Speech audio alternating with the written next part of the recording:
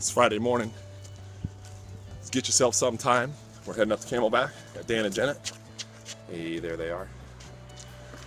Oh, we're gonna go to Vomit Alley, as Dan calls it. And we're just gonna work hand over hand to get some upper body strengthening in preparation of lowering our Camelback ascent time. Check you out when we get up there. I easily have the best job in the world, and I definitely have the best clients. Working with Dan and Jen, it's always a pleasure. They're always going to give me everything that they have, and it's going to be a learning experience for both of us. We all like Echo Canyon. Camelback Mountain's a great mountain to hike, and Echo Canyon really gives us a chance to look at footwork, and are we lifting the knees high enough, are we using the abdominals, and are we breathing properly? My favorite portion, and the portion that I think makes the difference, is the hand-over-hand pole portion. Dan likes to call it Vomit Alley. Doesn't matter who you are, how strong you are, how agile you are. You gotta lift those knees, you gotta keep the chin up, and if you're using the pole, hand over hand.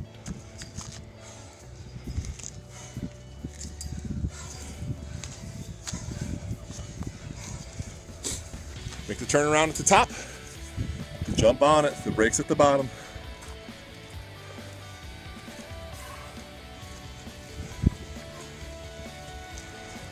My main reason for choosing this section, Vomit Alley that is because you have to go hand over hand and foot over foot and breath after breath.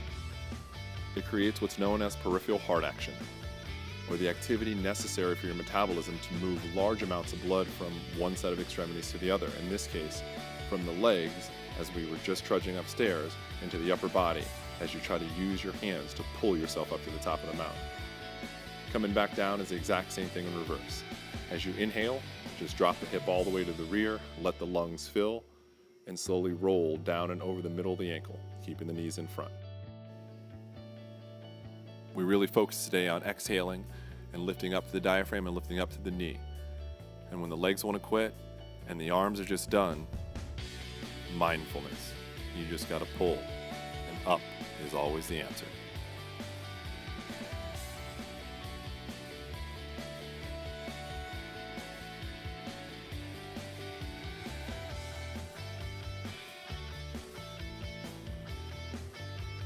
Working hard like always, Dan and Janet also took advantage of the downhill training.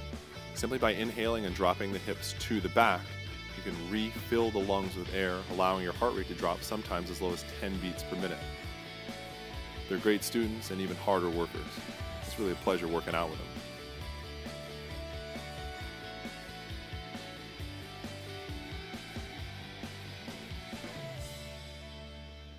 I teach hiking for one reason, because it creates better footwork.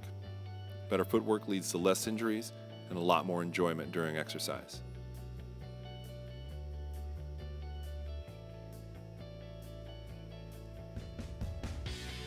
Better footwork allows people to run.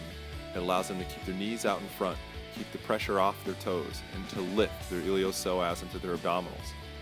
Good form through the head and the shoulders, as well as a good elbow drive helps. Better footwork leads to better running. Better running leads to better fitness. And a fitter you is going to be a better you. That's the Larry Arnold approach.